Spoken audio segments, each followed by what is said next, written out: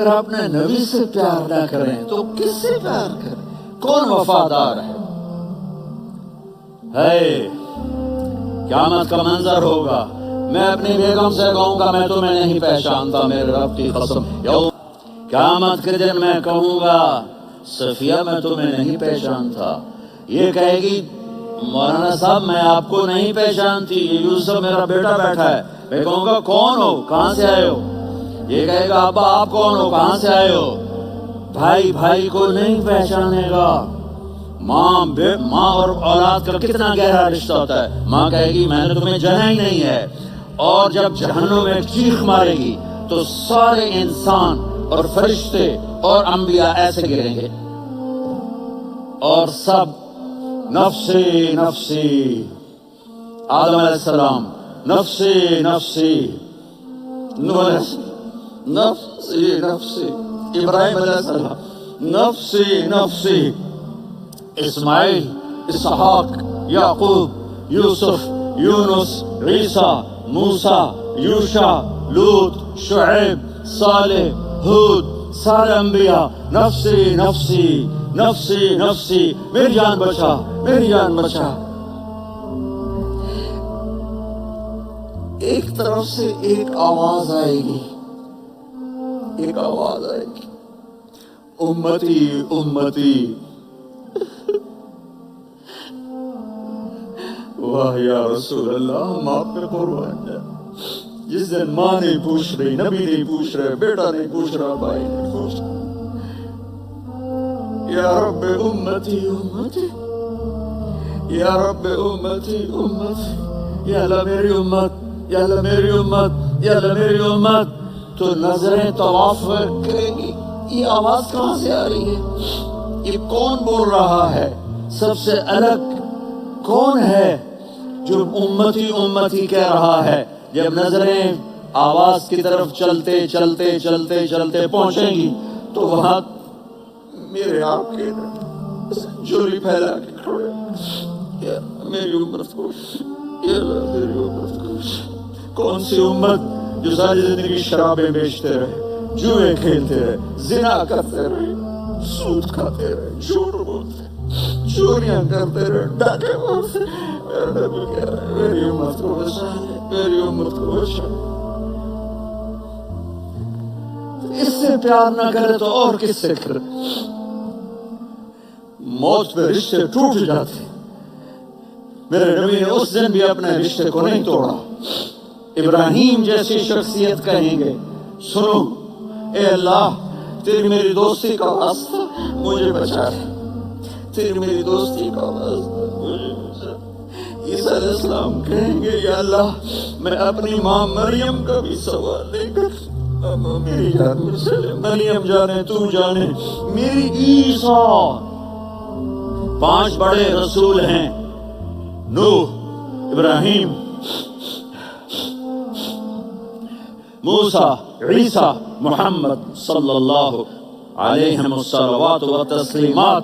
عیسیٰ علیہ السلام کہیں گے یا اللہ میں اپنی ماں مریم کا بھی سوال نہیں کرتا، میری جان بچا۔ اور میرا نبی کہے یا اللہ میری امت کو بچا لے۔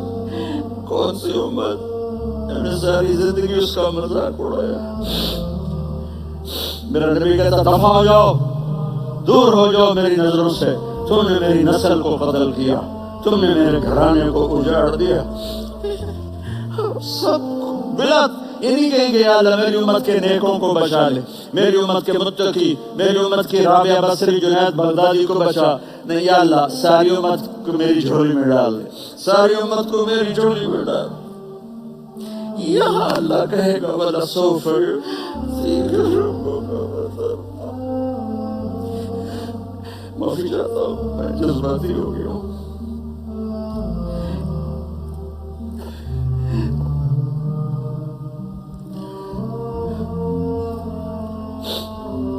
میرے بھائی بہنوں، میرے بچوں، تھوڑی سی زندگی ملی ہے، تھوڑی سی زندگی ملی ہے، اپنے حبیب کی زندگی کو اپنا لو۔ میں تھوڑے تھوڑے اشارے کر کے بتا دیتا ہوں۔ جب آپ بیٹے ہیں تو آپ کہہ رہے ہیں کاش میرے ماں باپ زندہ ہوتے، ماں کی خدمت کرتا. پھر چونکہ ماں کو دیکھا ہے نا، باپ کو دیکھا نہیں ہے، تو فرمایا کاش میری ماں زندہ ہوتی اور میں عشاء کی نماز کے لیے مصلی پہ کھڑے ہو کے الحمدللہ رب العالمین پڑھ رہا ہوتا، اور ادھر سے میری ماں مجھے بلاتی محمد، تو میں نماز توڑ کے کہتا جی اماں جان میں آ رہا ہوں، نماز پھر پڑھا دوں گا. اپنے والدین کی عزت کرو. یہاں کا بڑھاپا بڑا خوفناک ہے کہ اولادیں چھوڑ جاتی ہیں اور ماں باپ ٹوائلٹ جانے سے بھی عاجز ہوتے ہیں. اپنی ماں کی دعا لو، اپنے باپ کی دعا لو. میرے نبی نے فرمایا ہاں عمر میرے بعد ایک آدمی آئے گا، اس کا نام ہوگا اویس، اور وہ کرن کی شاخ سے ہوگا. ہو گیا ٹائم؟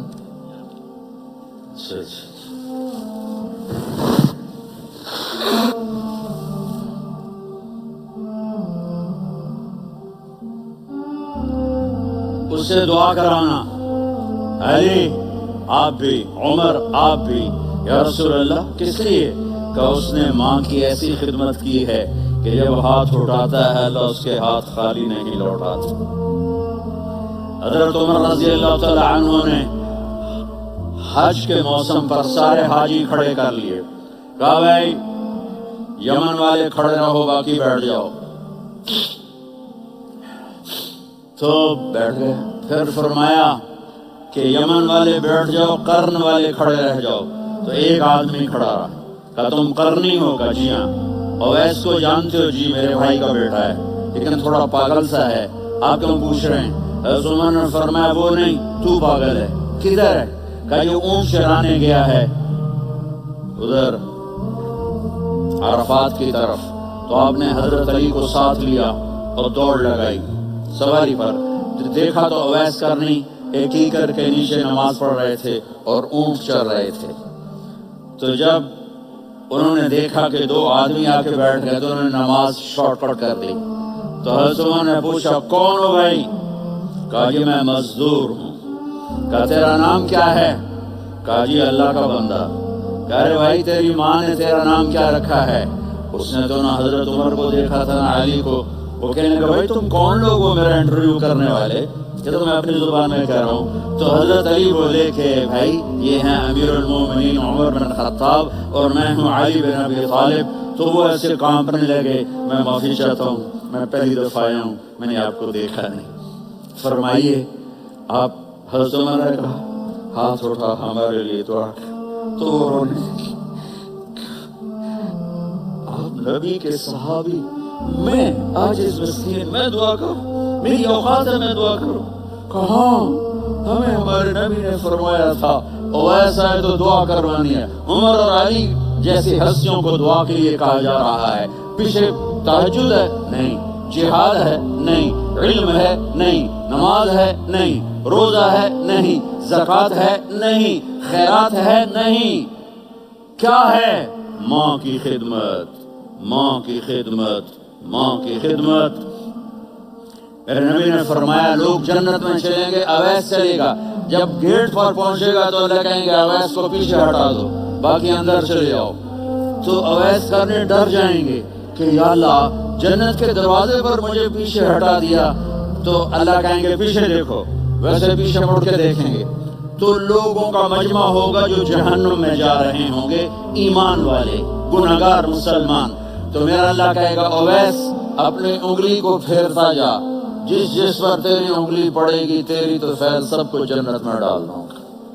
یہ ماں ہے، صرف ڈالر ہی سب کچھ نہیں ہے، یہ ماں ہے. میرے نبی نے فرمایا تیرا باپ تیری جنت کا سب سے بڑا دروازہ ہے. اگر تو نے باپ کو ناراض کر کے موت پائی تو تیرے لیے جنت کا دروازہ کھل نہ سکے گا. یہ باپ کا مقام ہے. پھر آپ نے 11 شادیاں کی. کیوں کی؟ سنو حدیث، ما تزوجت وما زوجت الا بوحی من السماء نزل به جبریل. کہا میرے ساتھیوں سنو، اللہ کی قسم میں نے کوئی شادی اپنی مرضی سے نہیں کی، میرے اللہ نے فرمایا یہاں کرو، میں نے کی. تو اتنی شادیاں کیوں کی ہیں؟ ہمیں گھر کی زندگی سمجھانے کے لیے۔ میری بات غور سے سنو، دنیا کا سب سے بڑا رشتہ خاوند اور بیوی ہے، سب سے مقدس رشتہ ماں باپ ہے، لیکن سب سے بڑا رشتہ خاوند اور بیوی ہے۔ جب یہ ٹوٹ جاتا ہے تو پوری نسل برباد ہو جاتی ہے۔ اس لیے آپ نے زندگی گزار کے دکھائی۔ آپ گھر میں جھاڑو دے رہے ہیں، آپ آٹا گوندھ رہے ہیں، آپ حضرت عائشہ کو لقمے بنا کے کھلا رہے ہیں، اور حضرت عائشہ کی دلداری کے لیے فرما رہے ہیں، عائشہ سننا حدیث طبرانی کی، عائشہ انہو لیہون علی الموت ان اریتک زوجتی فی الجنہ۔ عائشہ مجھے جب سے پتا چلا ہے نا کہ تو جنت میں میری بیوی ہے تو مجھے تو مرنے کا شوق لگ گیا ہے۔ اللہ کی قسم ہمیں سکھانے کے لیے تھا۔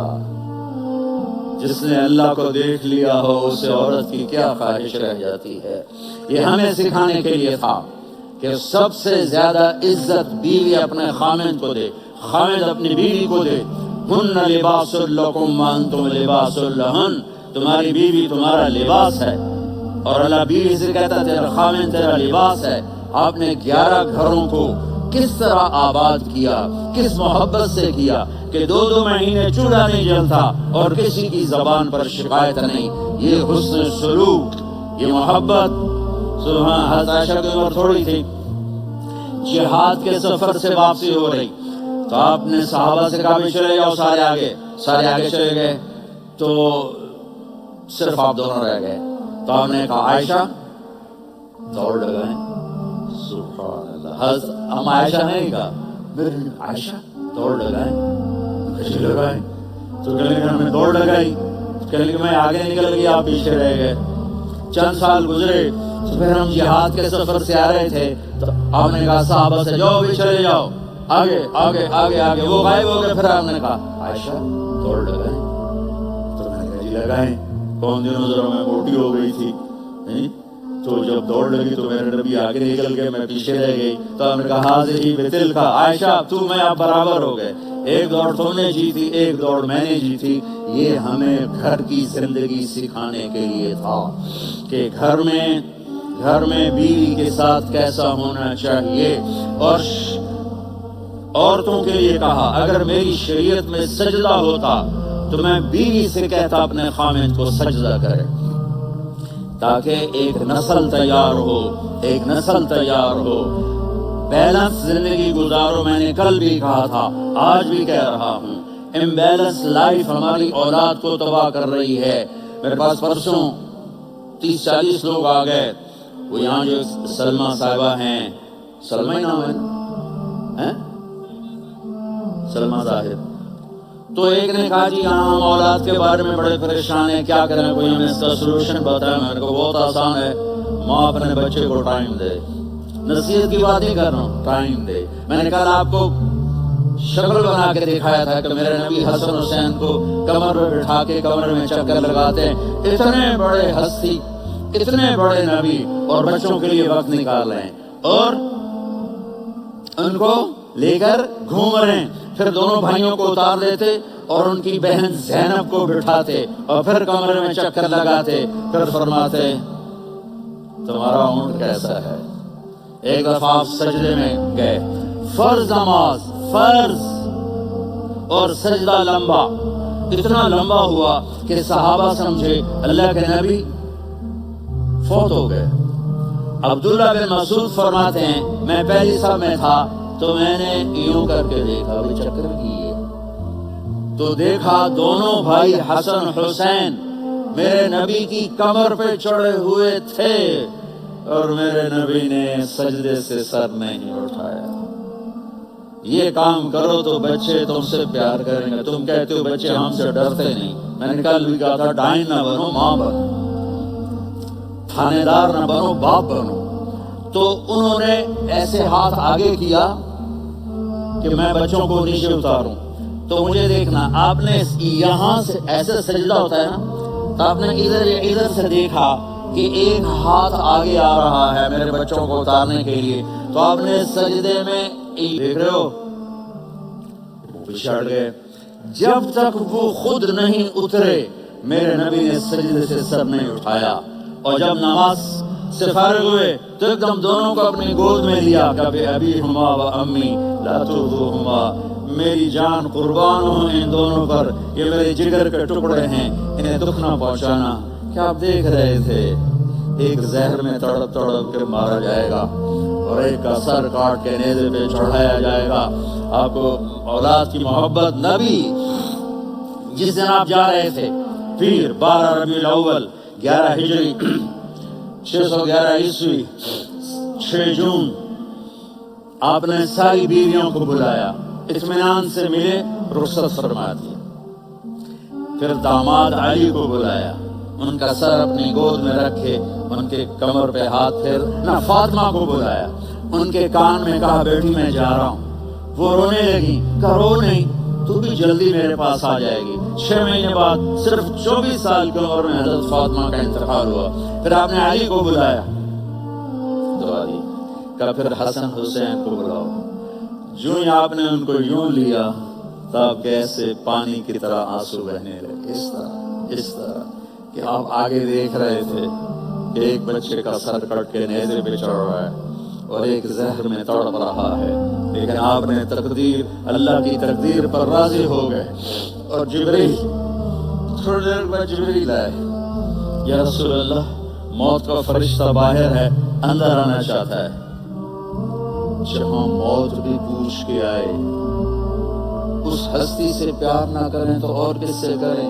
ملک الموت بھی اجازت لے کر اندر آئے اور آ کر کہا السلام علیکم یا رسول اللہ۔ آپ نے کہا وعلیکم السلام۔ کہا یا رسول اللہ آپ پہلی ہستی ہیں جنہیں میں سلام کر رہا ہوں، میں نے نبیوں کی جانیں نکالی، نیکوں کی، کسی کو سلام نہیں کیا، آپ پہلے ہیں جنہیں میں سلام کر رہا ہوں۔ یا رسول اللہ آپ پہلے ہیں جنہیں آپ کے رب نے کہا کہ میرے نبی سے پوچھ کے اندر جانا، بغیر پوچھے نہ جانا۔ آپ پہلی ہستی ہیں، میرے رب نے کہا آنا چاہیں تو لے آنا، رہنا چاہیں تو چھوڑ کے آ جانا۔ آپ نے فرمایا اگر میں کہوں تو میری جان نکالو گے؟ کہا جی نکالوں گا۔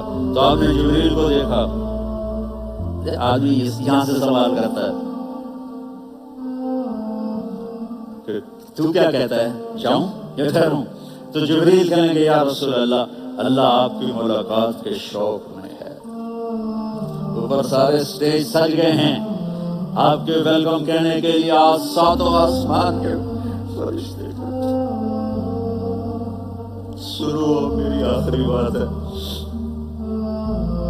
آپ نے کہا دیکھو حسن حسین کے لیے ہاتھ نہیں اٹھائے، دیکھ رہے تھے تڑپتا ہوا زہر میں اور کٹتا ہوا سر، ان کے لیے ہاتھ نہیں اٹھائے۔ آپ نے جبریل سے کہا جاؤ اللہ سے پوچھ کے آؤ میرے بعد میری امت کے ساتھ کیا کرے۔ یہ جو ہم بیٹھے ہوئے ہیں گناہوں کے داغ اپنے سینے پر لے کر، چہرے پر لے کر، کہا جاؤ پوچھ کے آؤ میری امت کے ساتھ کیا کرے۔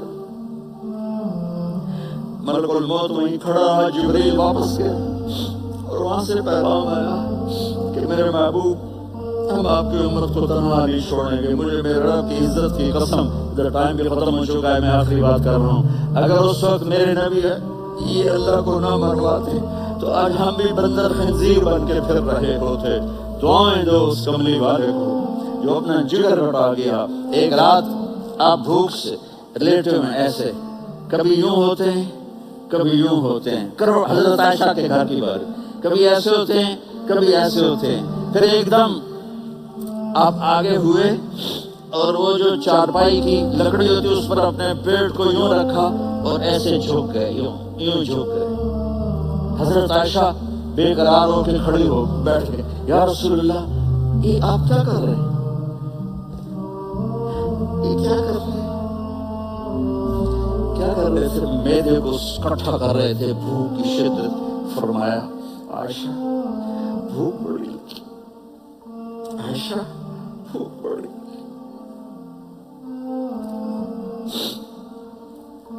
جس کے لیے کائنات لڑائے، عائشہ بھوک بڑی لگی۔ حضرت عائشہ رونے لگی، یا رسول اللہ آپ یوں ہاتھ اٹھائیں گے اور آپ کے لیے سب کچھ آ جائے گا، آپ مانگتے کیوں؟ کہا عائشہ مجھ سے پہلے میرے بھائی انبیاء، میرے عزیزوں، میرے بچوں، نوجوان بیٹھے ہو، بچیاں بچے، اپنا آئیڈیل اپنے نبی کو بناؤ، اپنا آئیڈیل اپنے نبی کو بناؤ، اور نبی والے اخلاق سیکھو، آپ کے گھر آباد ہو جائیں گے۔ برداشت کرنا سیکھو، معاف کرنا سیکھو۔ اب آپ کینیڈین ہو یا جہاں سے بھی ہو، اس پاسپورٹ کی عزت کرو، یہاں کے قانون کا احترام کرو، یہاں وائلیشن نہ کرو، جھوٹ نہ بولو، کسی کو دھوکہ نہ دو۔ یہاں کی لڑکیوں سے اس لیے شادی نہ کرو کہ میرے پیپر بن جائیں، قیامت کے دن کالے منہ کے ساتھ اٹھائے جاؤ گے۔ اور جو حکومت تمہارے لیے قانون بناتی ہے اس کو فالو کرو، ٹیکس کی چوری مت کرو۔ یہ گورنمنٹ تم پر لگاتی ہے، ہماری حکومتیں تو لگاتی نہیں ہیں، لیکن یہ حکومت تو تم پہ لگاتی ہے، تو اللہ کے واسطے چور نہ بنو۔ ٹیکس کی چوری بہت بڑی چوری ہے کہ سب آپ کے کاموں کے لیے استعمال ہوتا ہے، تو یہاں کے قانون کو اوروں سے زیادہ اچھی طرح فالو کرو۔ دوسرا، یہاں غیر مسلم رہتے ہیں، سب کو عزت دو، سب کو عزت دو، ان کی خوشی میں ان کو مبارک دو۔